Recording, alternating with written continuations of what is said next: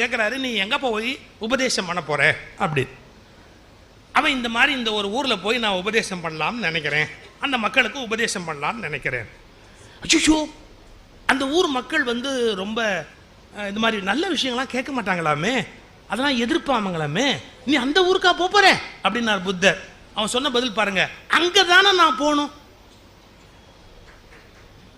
கேட்குறவங்க கிட்ட யார் வேணாலும் பேசலாம், கேட்காதவங்க கிட்ட அங்கே தானே நான் போகணும். இல்லைப்பா, அதுக்கு சொல்லலப்பா, அவங்க இது மாதிரி யாராவது பேசினா அடிப்பாங்களாமே, யாரு புத்தி சொல்றவங்கள அடிப்பாங்களாமே. அவன் சொன்னான், கொல்ல மாட்டாங்கல்ல. சொல்ல முடியாதப்பா, கொன்னாலும் கொன்று போட்டுருவாங்களாம், அவங்கள பற்றி அப்படி சொல்றாங்க. அவன் சொன்னான், இந்த வாழ்க்கையை எப்படி முடிக்கிறது நான் கஷ்டப்பட்டுக்கிட்டு இருக்கிறேன், அவன் பண்ணிட்டான்னா முடிஞ்சு போச்சு, அதோட போய் சேர வேண்டியது தானே, நான் அங்கேயே போறேன்னு. புத்தர் சொன்னார், you are my correct disciple. உனக்கு அந்த தகுதி இருக்கான்னு தான் பார்த்தேன், நீ தான் சரியான.